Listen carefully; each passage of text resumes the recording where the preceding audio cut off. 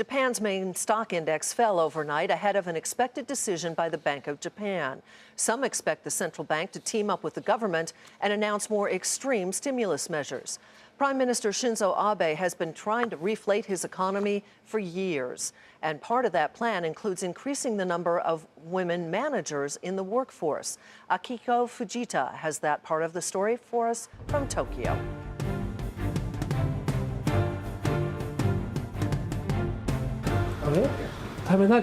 From tomato vines entwined in the ceiling to a rice paddy in the lobby, employment company Persona doesn't resemble typical corporate Japan, and CEO Yasuyuki Nambu is no ordinary Japanese boss. When I was a student in college, I saw how difficult it was for women to advance in society compared to men. Even if they got full-time jobs, there would be a big disparity in pay. That convinced Nambu to start this company 40 years ago to help women find quality jobs with equal pay. Today, women make up nearly half the management here, making Persona a corporate model for Prime Minister Shinzo Abe's Womenomics policy, an ambitious plan to boost the number of female managers by 30% in 4 years. Men alone can no longer help with growth given the labor shortage. It's time for women to take on leadership roles and for companies to change their structure to support them. Where did you get the idea to start a business for moms? Saori Osu runs a consulting firm that helps companies achieve those government targets. The idea inspired by her own frustrations as a mother, forced to quit her job at Hitachi. The biggest hurdle was getting my family's support.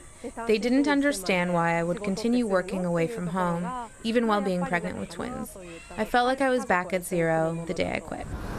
She wasn't alone. Osu says 60% of women here quit working after having their first child. For clients like Primo Japan, where women make up nearly 3/4 of the staff, the challenge is convincing those women to return. A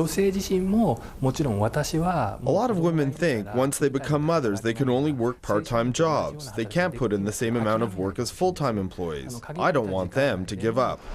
The number of women in the workforce has increased under Abe, according to Goldman Sachs. Women make up a record 66% of the workforce now, surpassing the U.S. But more than half those women remain in part-time or temporary jobs. Back at Persona, the company's retained workers by offering flexible hours for working mothers.